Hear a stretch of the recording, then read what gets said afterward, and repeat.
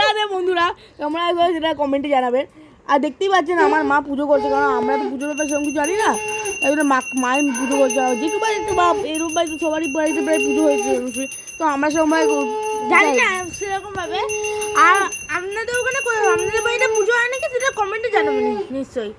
আর এই ডেকোরেশনটা খুবই কম হয়, যে আগে পরে বা আরও বেশি করতে চাই। আর খাবারটাও খুব বেশি হয়ে গেছে এবার। খাবারের কথা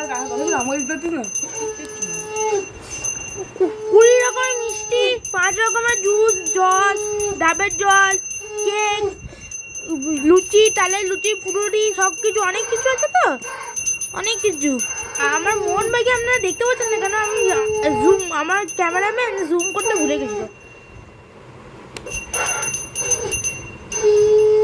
আরতি হচ্ছে এখন।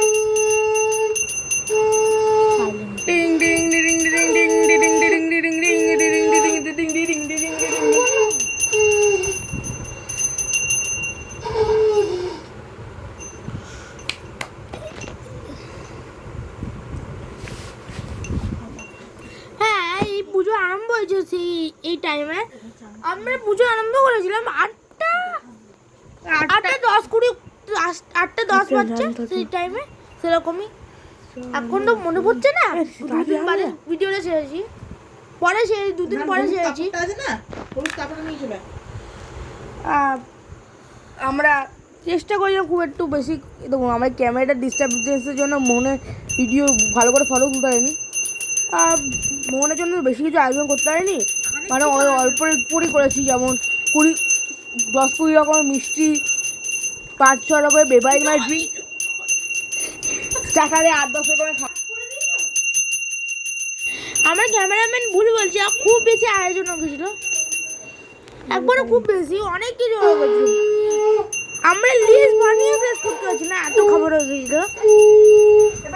আপনারা কেমন আছে, আপনারা কেমন লাগছে এরকম ভাই? আমার হাতে টাইম নেই,